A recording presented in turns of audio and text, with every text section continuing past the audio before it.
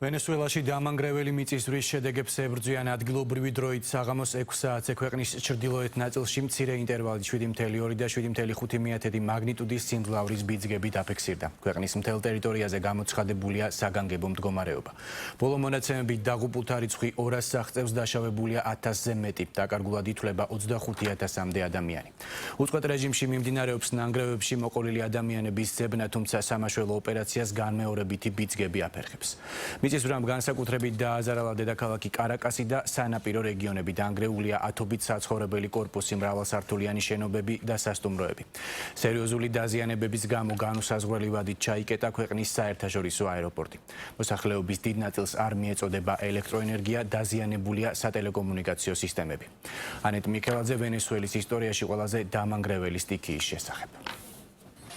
სოფლიო ჩემპიონატზე ბრაზილია შოტლანდიის მატჩის დაწყებიდან სულ რამდენიმე წუთი იყო გასული, როდესაც ვენესუელაში მიწამრყევა დაიწყო. 7.2 მაგნიტუდის პირველ დარტყმას სულ რაღაც 38 წამში კიდევ უფრო მძლავრი 7.5 მაგნიტუდის ბიძგი მოჰყვა. სეისმოლოგების მონაცემებით ეს არის ყველაზე ძლიერი მიწისძვრა, რომელიც ქვეყანაში ბოლო საუკუნის განმავლობაში დაფიქსირდა. მიწისძვრის ეპიცენტრი დედაქალაქ კარაკასის მახლობლად მდებარეობდა. ყველაზე მძიმე დარტყმა კარიბის ზღვის სანაპიროზე მდებარე ლა-გუაირას შტატმა მიიღო, სადაც ათობით შენობა წამებში ჩამოინგრა. პირველ საათებში მძიმე ტექნიკისა და ადამიანური რესურსის დეფიციტის გამო ადგილობრივები ნანგრევებში მოყოლილი ადამიანების ამოყვანას საკუთარი ძალებით ცდილობდნენ. საშინელება იყო, ყველაფერი ჩამოინგრა. ასეთ რამეს არავის უსურვებ. ღმერთს მადლობას ვუხდით, რომ გადავრჩით, მაგრამ ბევრ ადამიანს ოჯახის წევრები ჯერ კიდევ ნანგრევებში ჰყავს მოყოლილი და მათ გადარჩენას ვერ ახერხებენ. ისინი ჯერ კიდევ ცოცხლები არიან. ახლა უკვე ღამის 2 საათია და ისევ იქ არიან. მათი ხმა ჯერ კიდევ გვესმის. ვეუბნებით არ დაიძაბონ, მოკლედ ისუნთქონ. იმ იმედით, რომ სამივეს ცოცხლად ამოვიყვანთ. სტიქიის შედეგად ყველა დაკარგულის პოვნა ჯერ ვერ ხერხდება. ოჯახები ნანგრევებთან საათობით ელოდებიან იმ იმედით, რომ მაშველები მათ ახლობლებს ცოცხლებს იპოვიან. ნანგრევებში მოყოლილებს შორისაა არასრულწლოვანი გოგონაც, რომელსაც ამ დრომდე ეძებენ. დედა ჩემი ავად არის, მასთან ვიყავი, როცა ყველაფერი დაიწყო. ვერავინ წარმოიდგენდა, რომ ეს მოხდებოდა. როცა მივიხედე და ვინახე, რომ ჩემი ქალიშვილი ნანგრევებში იყო მოყოლილი. სანამ ჩემ შვილს ჩემთან არ ვნახა, ვერ დამშვიდდები. მთელი ოჯახი აქ არის, რომ ჩემი ქალიშვილი ნანგრევებიდან ამოიყვანონ. სტიქიის შედეგებს მხოლოდ ლა-გუაირაში არ ებრძვიან. მიწისძვრამ მნიშვნელოვანი ზიანი მიაყენა დედაქალაქ კარაკასაც.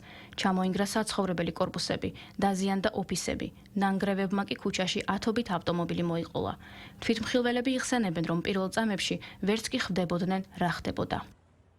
ძალიან დიდხანს, ალბათ წუთზე მეტხანს გაგრძელდა ბიძგები, წარმოუდგენლად ძლიერი იყო. სახლში ნანგრევების ცვენასაც უგრძნობდით. 43 წლის ვარ და ასეთი ძლიერი მიწისძვრა არასდროს მინახავს. კარაკასში სამაშველო ოპერაციები უწყვეტ რეჟიმში მთელი ღამის განმავლობაში მიმდინარეობდა. ადგილობრივი ხელისუფლების ინფორმაციით, რამდენიმე საცხოვრებელი შენობა მთლიანად ჩამოინგრა. კიდევ 6 კი ჩამონგრევის საფრთხე ემუქრება.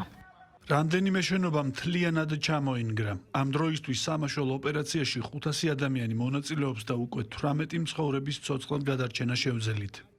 ვენესუელის პრეზიდენტის მოვალეობის შემსრულებლის დელსი როდრიგესის განცხადებით, ბოლო მონაცემებით მიწისძვრების შედეგად დაღუპულთა რაოდენობა 164-მდე, ხოლო დაშავებულთა რიცხვი 971-მდე გაიზარდა.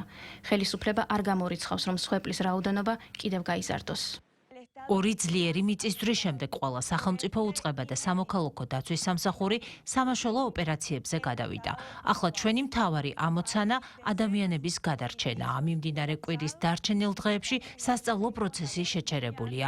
ასევე შეჩერდება ყველა საქმიანობა, რომელიც სასიცოცხლოდ მნიშვნელოვან მომსახურებას არ უკავშირდება. სრულად მობილიზებულია სახელმწიფო და კერძო სამედიცინო ქსელი, განსაკუთრებით ყველაზე დაზარალებულ რეგიონებში.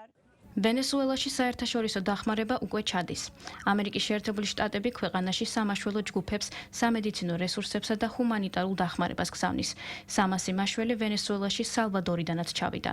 დახმარების გაგზავნის შესახებ განაცხადეს მექსიკამ, დომინიკის რესპუბლიკამ და კატარმაც.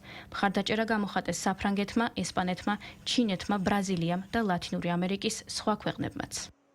უკვე ვგზავნით სამძებრო სამაშველო ჯგუფებს ვირჯინიის შტატიდან და ლოს-ანჯელესიდან. საჭიროების შემთხვევაში მათ სხვა ჯგუფებით შეუერთდებიან. ვენესუელას ამ ეტაპზე ყველაზე მეტად სწორედ სამაშველო ოპერაციებში სჭირდება დახმარება, რადგან ბევრი შენობა მთლიანად ჩამოინგრა. მომდევნო 48-72 საათი გადამწყვეტი იქნება, რადგან სწორედ ახლა ვცდილობთ ნანგრევებში მოყოლილ ადამიანებამდე მივაღწიოთ. სტიქია მძიმე დარტყმა ვენესუელისთვის, რომელიც წლებია ეკონომიკურ კრიზისს ებრძვის. დაზიანებულია საცხოვრებელი ინფრასტრუქტურა, წყალმომარაგების სისტემა, შეჩერებულია სასწავლო პროცესი. ელექტროენერგიის გათიშვებისა და ინტერნეტის შეფერხების გამო დაზარალებულ რეგიონებთან კომუნიკაციას გართულებულია. ქვეყანაში საგანგებო მდგომარეობა გამოცხადდა.